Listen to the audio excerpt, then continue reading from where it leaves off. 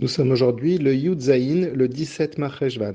On compare le décès d'un tzaddik avec la para adouma, la vache rousse, dans le sens où tout le processus de la vache rousse amène vers nous, ça nous attire un très haut niveau de lumière qui est qu'on appelle Chochma Ilaha, l'intelligence supérieure. C'est grâce à la Chochma Ilaha, comme on l'a dit hier, que l'on peut arriver à faire notre mission sur Terre, c'est-à-dire de raffiner les étincelles qui sont tombées dans le monde matériel.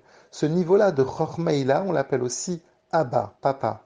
Et il tire sa source du Mazal Hashmini, du huitième Mazal. Alors c'est quoi le huitième Mazal? Eh bien on sait qu'à Kadosh Baruch Hu, il a 13 attributs de miséricorde. Yud Gimel Midot Arachamim. Et le huitième, c'est quoi? Eh bien, c'est Notzer Chesed. C'est que Akadosh Baruch Hu, Hachem, il est Notzer Chesed, il procure du bien, il procure de la bonté.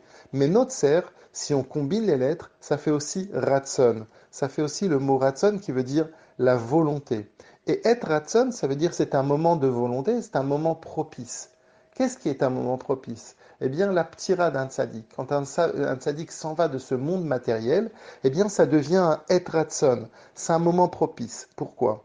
Parce que tout le temps que le tzaddik était sur terre, il a servi Hachem avec amour, il a servi Hachem avec Messirut Nefesh, il a donné sa vie littéralement pour Akadosh Baruch Hu, et ceci au quotidien. Et donc, qu'est-ce qu'il a fait? Comme on l'a dit hier, il a élevé les Maïm Nukvin, il a élevé les eaux féminines jusqu'au niveau de Chochma.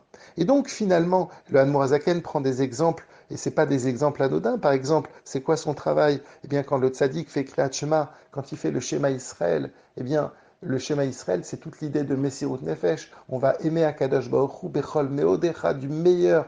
Et donc, il a fait Messirut Nefesh, ou bien dans l'étude de la Torah. Par l'étude de la Torah, il a justement fait en sorte d'élever tout ce monde matériel et il a élevé vers Akadosh Baruch Hu. Et donc, qu'est-ce qui se passe? Eh bien, il y a un retour. Et quand est-ce que ce retour d'Akadosh Baruch Hu, ces maïm douchin, ces eaux masculines, ils vont rejaillir? Eh bien, c'est au moment de la ptira. Dès que le tzaddik s'en va de ce monde, il y a un éclairage de tout le travail qu'il a fait sur terre. Tout ce qu'il a fait, eh bien, ça va rejaillir. Comme on sait que une personne, quand elle agit dans ce monde, eh bien, elle agit quelque part BLM, de manière cachée, parce qu'on ne voit pas le résultat de nos actions. Quand est-ce que le résultat va arriver? À partir du moment où le tzaddik, surtout si c'est un tzaddik, eh bien, il s'en va de ce monde. Et là, à ce moment-là, ça va faire profiter toute la génération et ça va pardonner les fautes de toute la génération. Ce niveau de lumière, il est tellement haut. Pourquoi? Parce que, et même des fautes qui sont volontaires.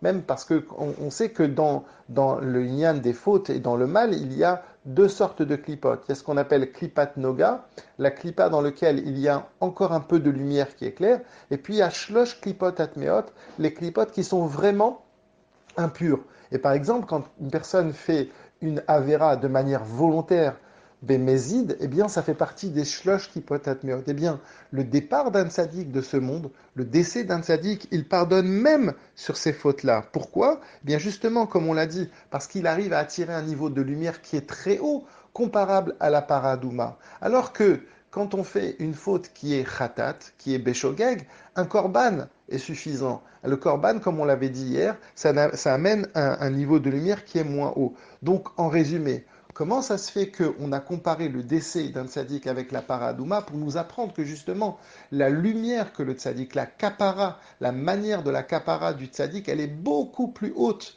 qu'un korban. C'est pas simplement que le tzaddik il va pardonner des fautes que nous avons faites de manière involontaire, mais il va prendre sur lui, quand le tzaddik s'en va de ce monde, le rayon de lumière va faire en sorte que même les fautes que l'on a faites de manière volontaire, de toute la génération, elles vont être pardonnées. Et c'est pour ça que on compare à Paradouma. Et dans d'autres endroits, on dit Mechatat, c'est encore plus clair, puisque Paradouma, on pourrait se tromper, on pourrait se dire le fait qu'on a brûlé la vache rousse, alors que, en fait, c'est l'idée de Mechatat, les eaux comme les eaux qui viennent d'en haut et qui nous pardonnent et qui nous englobent et qui font en sorte que les fautes qui sont même les plus graves sont pardonnées par le décès du tzaddik au moment de sa ptira.